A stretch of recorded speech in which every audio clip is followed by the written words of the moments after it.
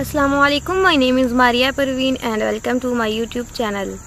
आज के वीडियो में हम ENG 201 के लेक्चर नंबर 3 को डिस्कस करने जा रहे हैं, जिसमें हम लोग क्या डिस्कस करेंगे, राइटिंग के हवाले से डिस्कस करेंगे। और इसकी हेडिंग क्या है, रीडर्स सेंटर्ड राइटिंग। तो इसमें बेसिकली जो हम बिजनेस राइटिंग में इसको यूज़ करते हैं, बिजनेस में जो भी राइटिंग वगैरह करते हैं उसके अबाउट कम्प्लीटली इसमें डिस्कस करेंगे। तो इसकी आउटलाइंस देख लेते हैं।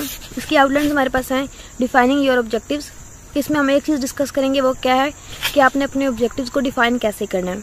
उसके बाद नेक्स्ट है कि प्लानिंग कैसे करनी है, then drafting and evaluating, and last one है कि रिवाइजिंग कैसे करनी है। तो ये चीज़ें इस लेक्चर में हम लोग डिस्कस करेंगे। अब इनको वन बाय वन देख लेते हैं। तो सबसे पहले हमारे पास है राइटिंग रिज्यूम। अगर आपने कोई राइटिंग जो है रिज्यूम करनी है, उसमें हमने सबसे पहले क्या करना होता है, डिफाइन करना होता है अपने ऑब्जेक्टिव्स को। तो इसमें क्या होता है कि आपके जो भी कोई ऑब्जेक्टिव्स होते हैं, आपने उसको एक प्रॉपर वे में डिफाइन करना होता है कि आपके अगर आप कोई राइटिंग कर रहे हैं तो उसमें आपका ऑब्जेक्टिव क्या है, आप क्या चीज़ इसमें मकसद आपका है कि आप इस चीज़ को राइट कर रहे हैं। और जब आप राइटिंग करते हैं तो आपको बताना पड़ता है कि आप कम्युनिकेशन क्यों कर रहे हैं, आप क्या चाहते हैं। तो इसका मतलब क्या हुआ कि आप इसका मतलब हम यूँ कह सकते हैं, दस your objective from the basis of all your other work at writing. तो ये बेसिस होती है कि आपने ऑब्जेक्टिव जो है वो देना होता है। तो मतलब कोई भी आप राइटिंग कर रहे हैं तो बेसिक उसकी क्या होगी कि आपने उसका ऑब्जेक्टिव देना है। एंड उसके बाद है कि to take the reader centered approach, कि अगर आपने रीडर की अप्रोच हासिल करनी है राइटिंग के अबाउट, तो आपको किन चीज़ों पे फोकस करना है वो भी देख लेते हैं।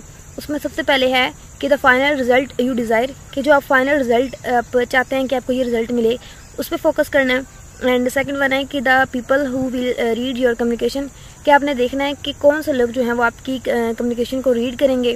उसके बाद थर्ड है कि the specific way you want your communication to effect the people, कि आपने वो वे सेलेक्ट करना है, स्पेसिफिक वे जिससे जो इफेक्ट करे लोगों पे जिन्होंने आपकी कम्युनिकेशन को रीड करना है।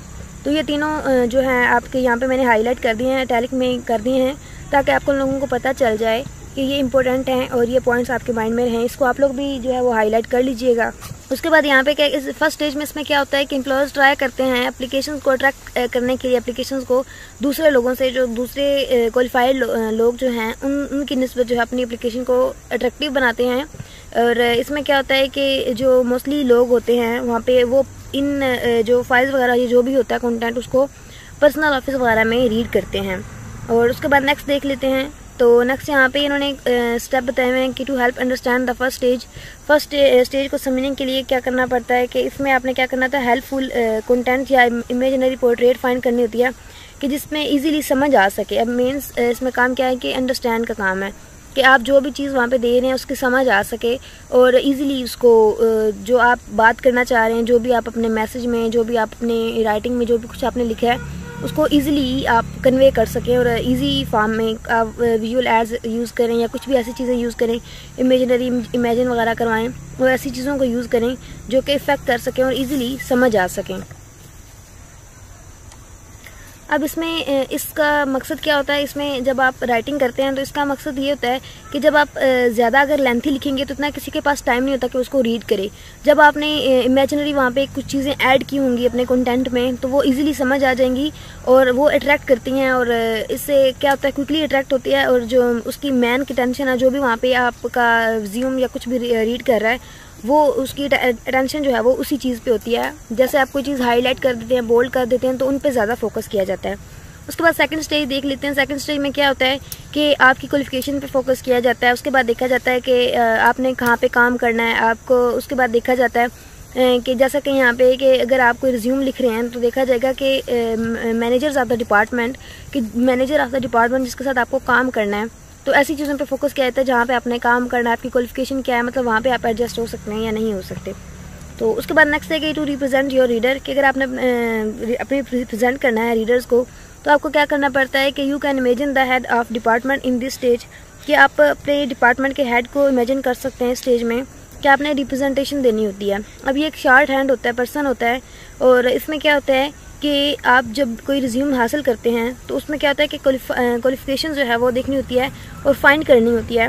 जैसे कि यहाँ पे एंड पे लिखा हुआ है कि she knows precisely what qualification she seeks, कि देखा जाता है कि उसको कौन सी क्वालिफिकेशन इसके लिए चाहिए या कौन सी दरकार है। तो उसके बाद नेक्स्ट है कि deciding how you want your resumes to effect your readers, तो इसमें देखा जाता है कि आप की जो रिज्यूम आप लिख रहे हैं वो रीडर्स पर किस तरह से इफेक्ट की जा सकती है, इसको डिसाइड किया जाता है। अब इसके लिए कुछ वेज हम वो यहाँ पे आपको बता देती हूँ, जैसे कि the way you want your communication to alter your readers attitude, कि रीडर्स के एटीट्यूड के अकॉर्डिंग जो है इस पर फोकस किया जाना चाहिए और उस तरह इसको आप कन्वे करें। सेकंड है कि the task you want to help your readers perfect while they read.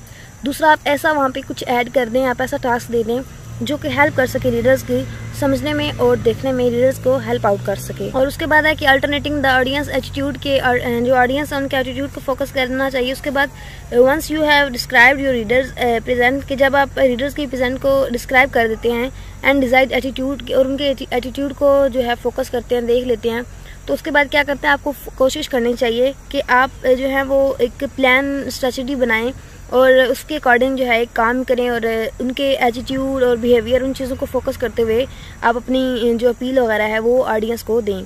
तो उसके बाद नेक्स्ट है कि अल्टरनेटिंग द एम्प्लॉयर्स एटीट्यूड, जो एम्प्लॉयर्स हैं उनके एटीट्यूड पर फोकस करें जैसे ऑडियंस के फोकस करते हैं। और उसके बाद नेक्स्ट देख लेते हैं, तो नेक्स्ट हमारे पास क्या है कि helping your readers to perform their task, तो जो रीडर्स हैं उनकी हेल्प करें कि वो अपने टास्क जो है वो परफॉर्म कर सकें। अब ये क्या हो सकता है कि different kind of communications involve different task, कि डिफरेंट जो है कम्युनिकेशंस की काइंड्स हो सकती हैं डिफरेंट टास्क के लिए। अब इसके कई वेज हो सकते हैं, लाइक विजुअल एड्स के थ्रू हो सकती है अगर आप राइटिंग कर रहे हैं। इसके अलावा कोई फिगर्स हो सकते हैं, टेबल्स हो सकते हैं, इस सिंपल वे में राइट टेक्स्ट जैसे लिखा जाता है इस तरह हो सकता है। तो ये कई वेज हो सकते हैं कम्युनिकेशन के। उसके बाद है कि वाइल राइटिंग योर रिज्यूम, जब आप अपनी रिज्यूम लिख रहे होते हैं उसके बाद क्या प्राइमरी टास्क होते हैं वो देख लेते हैं कि अब आपने फोकस करना था कौन कौन से क्वेश्चंस के आंसर आपको देने चाहिए, उसमें कौन से लिखने चाहिए। पहला है कि what exactly does the person wants to do, कि पर्सन क्या चाहता है। उसके बाद है कि kind of education does the person has, कि अब जो जॉब करना चाह रहे हो उसकी एजुकेशन किस किस्म की होनी चाहिए। उसके बाद एक्सपीरियंस देखा जाता है। उसके बाद उसके अदर एक्टिविटीज़ देखी जाती हैं और देखा जाता है कि उससे हम और ज़्यादा इंफॉर्मेशन जो है उसकी क्वालिफिकेशन के अबाउट ले सकते हैं या नहीं ले सकते। तो ये हो गया कि डिफाई अपने ऑब्जेक्टिव को आपने कैसे करना है। उसके बाद प्लानिंग को देख लेते हैं, तो प्लानिंग यहाँ पे हमारे पास है, इसको देखते हैं। प्लानिंग में क्या है कि when you plan you decide what to say and how to organise your material, कि जब आप प्लानिंग करते हैं तो आप डिसाइड करते हैं कि आपने क्या कहना है और आप अपने मटेरियल को कैसे ऑर्गेनाइज करेंगे। आप यूँ कह सकते हैं कि आपने देखना होता है। अब यूँ कह सकते हैं कि आपको कोशिश करनी चाहिए कि आप रेलेवेंट एक्सपेक्टेशन दें, जैसा कि आपको रीडर्स जो हैं वो आपसे एक्सपेक्ट कर रहे हैं कि आप कम्युनिकेशन में ये चीज़ें देंगे, तो आप उन्हीं पे फोकस करें और एक्सपेक्टेशन की एक लिमिट रखें कि चॉइस जो है वो एक लिमिटेड होनी चाहिए। और आप जो है वो क्या करें, डिसाइड करें कि व्हाट टू से provides you with direct help, कि आप प्लानिंग करें कि आप क्या कहेंगे जिससे आपकी हेल्प हो सकती है और रीडर्स की हेल्प हो सकती है अपना मैसेज जो है वो कन्वे करने में, या आप ऐसी रिज्यूम दें जिससे आपको वो हायर कर लें। तो प्लानिंग की बात होगी। उसके बाद यहाँ पे आपको एक छोटा सा उन्होंने टेबल दिया हुआ है, ये आप लोग हैंडआउट से रीड कर लीजिएगा। और नेक्स्ट देख लेते हैं कि आपने ऑर्गेनाइज कैसे करना है मटीरियल को। तो ये सारा रीड करने वाला ये आप लोग हैंडआउट से रीड कर लीजिएगा, ये बहुत ईजी है और जब आप एक दफ़ा भी रीड करेंगे तो आपको समझ आ जाएगी। बेसिकली आपने करना क्या होता है कि आपने जब अपना सोच लिया है कि आपने ये कहना है, प्लानिंग में आपने देख लिया कि आपने ये कहना है, उसके बाद आपने देखना होता है कि आपने अपने मटीरियल को ऑर्गेनाइज कैसे करना है। तो जब आप ऑर्गेनाइज करेंगे तो आपने फोकस रखना होता है इस चीज़ पे कि उससे आपकी जो है एक्सपीरियंस क्वालिफिकेशन पे इफेक्ट पड़ता है, उससे आपके वर्क एक्सपीरियंस पे इफेक्ट पड़ेगा और इन चीज़ों पे जिससे आपको हायर किया जा सके, इन सब चीज़ों पे इफेक्ट पड़ेगा। तो आपने सोच समझ के अपने मटीरियल को ऑर्गेनाइज करना होता है। बाकी फर्दर आप थोड़ा बहुत यहाँ पे रीड कर लीजिएगा, आपको और क्लियर हो जाएगा। नेक्स्ट देख लेते हैं, नेक्स्ट क्या है हमारे पास, ड्राफ्टिंग, कि ड्राफ्टिंग क्या होती है। तो ये भी देख लेते हैं कि व्हेन यू ड्राफ्ट, जब आप कोई ड्राफ्ट करते हैं, you transform your plans, notes, outlines and ideas into a communication, कि जब आप कोई भी ड्राफ्ट लिखते हैं तो आप क्या करते हैं, आप ट्रांसफॉर्म करते हैं अपने प्लान्स को, नोट्स को, आउटलाइंस को, आइडियाज़ को एक कम्युनिकेशन की फॉर्म में। For your resumes that you can create at work you must not only draft a prose but also draft a design the visual appearance. जब आप कोई भी वहाँ पे ड्राफ्ट करते हैं तो आपको फोकस करना चाहिए कि आप जो डिज़ाइन दे रहे हैं, विजुअल अपीयरेंस दे रहे हैं, जैसे कि कोई ग्राफ बना रहे हैं, कोई फिगर बना रहे हैं, कोई भी डायग्राम बना रहे हैं, विजुअल आप अपीयरेंस दे रहे हैं मैसेज की, तो आपने उसको अब एक ड्राफ्ट बनाना होता है, खाका सा बनाना होता है। तो ये भी एक प्लानिंग के बाद आपने ये काम करना होता है, उसका कोई ना कोई खाका पहले से बना के रखना होता है। उसके बाद फर्दर यहाँ पे आपको काफ़ी चीज़ें रीड करने के लिए दी गई हैं। ये सारा रीड करने वाला बेसिक आपने आइडिया लेना है कि आपने कैसे एक रिज्यूम लिखनी होती है, उसमें क्या चीज़ें फोकस करना होता है, बस आपने आइडिया लेना है। आप एक दफ़ा रीड कर लेंगे तो आपको ये सारी चीज़ें क्लियर हो जाएंगी। तो मज़ीद देख लेते हैं, नेक्स्ट हमारे पास क्या है कि एवेल्युएटिंग एंड रिवाइजिंग, कि एवेल्युएटिंग क्या होती है और रिवाइजिंग क्या होती है। रिवीजन का मतलब क्या होता है कि सी अगेन, जब आपने कुछ कर लिया है आप उसको अगेन जब देखते हैं तो वो क्या होती है, उसकी रिवीजन होती है। जैसे कि आप मोस्टली जब कुछ प्रिपेयर कर रहे होते हैं, आप कोई लेक्चर प्रिपेयर करते हैं तो आप उसको अगेन देखते हैं, एक नज़र देखते हैं कि हाँ मुझे ये याद हो गया या नहीं हो गया, तो आप एक नज़र उसको अगेन देखते हैं। तो आप क्या कर रहे होते हैं, उसकी रिवीजन कर रहे होते हैं। तो रिवीजन का मतलब क्या है, सी अगेन। उसके बाद इसमें क्या होता है कि जब आप राइटिंग कर रहे होते हैं तो आपने देखना होता है कि आपकी जो राइटिंग आपने की है, जो भी आपने लिखा है, कंटेंट प्रिपेयर किया है, उसमें कोई मिस्टेक तो नहीं है, या आपने उसको एक नज़र जो है उसकी रिवीजन करनी होती है। तो रिवीजन बेसिकली क्या होती है, it is an on going process of rethinking. ये आपके MCQs में भी आ सकता है। ये जो पैराग्राफ है यहाँ पे दिया गया, ये इंपॉर्टेंट, आप लोग इसको माइंड में रखिएगा। तो ये क्या होता है, ये रीथिंकिंग होती है, मतलब आपने दोबारा उस चीज़ पे फोकस करना होता है और दोबारा सोचना होता है कि हाँ ये चीज़ ऐसे है, ये ऐसे, आपने अपने माइंड में बिठाना होता है और दोबारा सोचना होता है। या आप कह सकते हैं कि रिव्यूइंग योर एविडेंस, जो आपने वहाँ पे एविडेंस दिया है उसको दोबारा देखना होता है। रिफाइनिंग योर पर्पज़, जो आप पर्पज़ दे रहे हैं उसको दोबारा रिफाइन करना होता है। एंड लास्ट वन है कि रीऑर्गेनाइजिंग योर प्रेजेंटेशन। अगर प्रेजेंटेशन दे रहे हैं तो आपने क्या करना है, तो उसको रीऑर्गेनाइज, दोबारा से एक नज़र ऑर्गेनाइज कर लेना होता है। तो ये चीज़ें यहाँ पे हैं। और उसके बाद यहाँ पे दिया गया है, तो इन शॉर्ट यहाँ पे कहा गया है कि रिवीजन हमारे पास एक चांस होता है जब हम अपने वर्क को दोबारा से देख सकते हैं और वहाँ पे उसको क्रिटिकली देख सकते हैं। यहाँ पे उसके पॉइंट्स दिए गए हैं कि क्या होता है, it really if it's really worth saying, and second one है कि if it says what you want to say, and if a reader will understand what you are saying.